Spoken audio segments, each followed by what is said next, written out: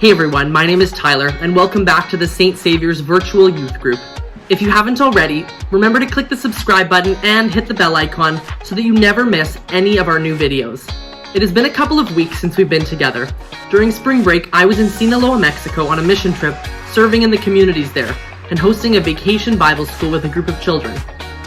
I'm hoping that I can share a little bit about that with you guys in a couple of weeks. I'm very excited to be back this week with a brand new topic, and one that I personally love to talk about with anyone who will listen. Get ready for today's topic, finding your purpose. When we hear the word purpose, it can sometimes cause a negative reaction or response. Finding your purpose can often feel like an impossible task for some and an extremely easy one for others. I believe that it is totally possible to find your purpose in life. Some people find it early on and some later after years of searching. Some people will stick with just one purpose, and others might have a couple different purposes in their lifetime. Each person is unique, and their journey to finding their purpose will be just as unique as well. Now, we often hear the word purpose and passion alongside each other. There is a very famous quote by Bishop T.D. Jakes that says, "If you can't figure out your purpose, figure out your passion, for your passion will lead you right to your purpose." Now, I am a strong believer in that concept. Finding what brings you joy, finding what fulfills you and makes you feel energized. What is the one thing that you are most passionate about? Maybe it's teaching or cooking, or maybe it's helping people. These are all passions that can be then turned into a purpose. Another way to look at it is finding your gift. Everyone has gifts, things they are good at or known for. Again, it is not always easy for people to identify their gifts, and some people have many gifts. Don't feel discouraged. The journey to finding your gift or your passion and eventually your purpose is not just a carbon copy for every person. Don't compare your journey to someone else's. Be confident in where you are on that journey and try and focus all of your energy on your own personal goals and checkpoints. I want to share a short clip with you from a very powerful motivational speech by Steve Harvey. Your gift is very simple to know. You don't have to go anywhere to discover it. It's not in the water. It's not on a mountaintop. It ain't hid under a rock. Now, this is how you know you're not living in your gift.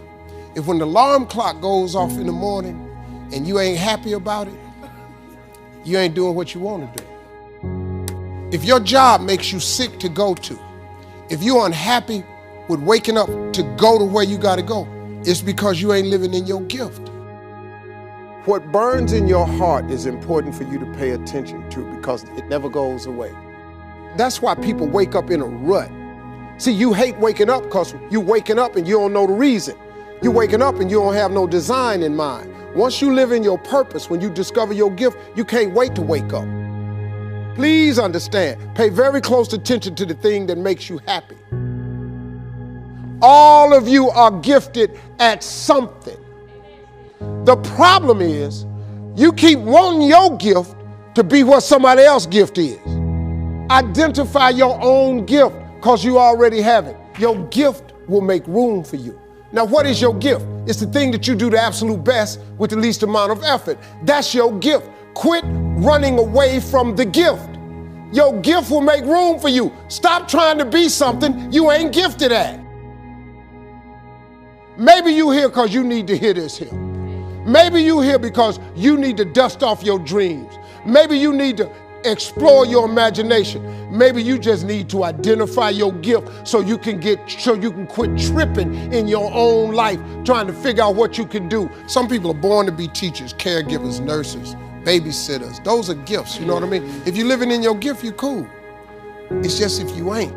You do anything else, when that alarm clock go off in the morning, you ain't gonna like it. I would hate to die and never do the thing I was born to do. You should look into that before you mess around and check out of here. Living your gift. What a beautiful way to look at it. Are you living your gift? Are you taking the thing that God gave you and only you and putting it to use? Have you found your gift and turned it into a purpose? There is another famous quote by the artist Pablo Picasso that says, "The meaning of life is to find your gift. The purpose of life is to give it away." We are meant to share our gifts, to take our purpose and use it to enrich the lives of other people. Now, it's very important to find what you're passionate about and find your purpose, but sometimes it doesn't always end up being what we thought. We might have our hearts set on what we want to have as a career or what we think is the right choice for our life, but God has a plan. It is the plan above all plans.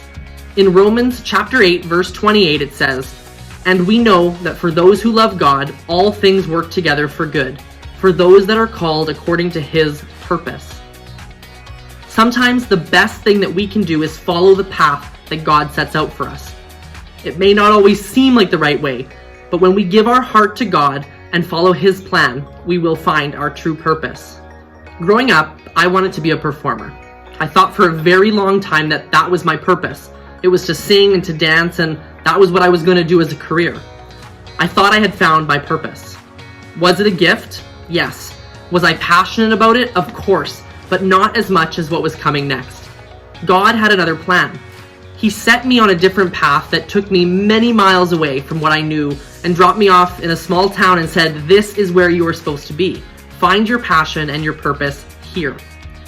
And now that I am here, I am still using my gifts. I have found something that I am even more passionate about, which I never thought was a possibility. And I am, as Steve Harvey put it, living my gift. Now, I want to share one final personal experience that I had recently. I saw a question posted on a social media account that I follow. "What is your why?"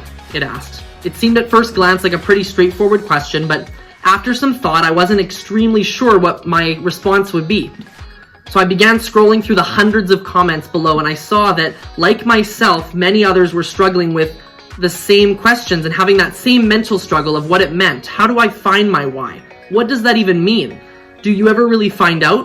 Can you be more specific? I was so grateful for these comments because they echoed the questions that I had swirling in my own head at that exact moment. Now, the author of the post was very quick to share some insight and try to give some clarity by sharing some additional questions that you can try to ask yourself. Why are you here? What is your purpose? What do you invest most of your time into? How do you invest time into the things that matter the most to you? What do you love to do? What are your fears and how do they impact what you love? And what do you value most in the world? Now, after I saw that, I thought that it wasn't such a straightforward question anymore. I thought about this all for a few days, and this is what I came up with. Why am I here? I am here to explore. I'm here to meet new people, serve people, help people. I'm here to dance, to sing, to move. I'm here to learn and to teach. I'm here to find joy, find love, find happiness. I'm here to support others and to find peace. Now, what is my purpose? My purpose stems from a culmination of all of those things, to serve others. I serve others with my words, my actions, and my teaching. I also serve others with my time, by listening, showing my support. Now, for me, my time is one of the most important things. I am very careful with how I spend it and what I fill it with. I invest my time into the things that bring me joy. I invest time into singing, traveling, connecting, talking with family and friends, helping others, teaching, and learning. I try to invest time into each one of those things every single day. Does that always happen? No, but I try. I also fear many things. I fear failing, and I fear loneliness. I fear pain, and above all, I fear wasting time. There it is again, that word time. These fears sometimes can hold me back. They take hold of my thoughts and my actions, and they stop me from doing what I love. They make it very difficult sometimes for me to fulfill my purpose. What do I value? I value friendship and family. I value my health and my happiness. I value trust and honesty over most things. I value time and support, and I value kindness and commitment.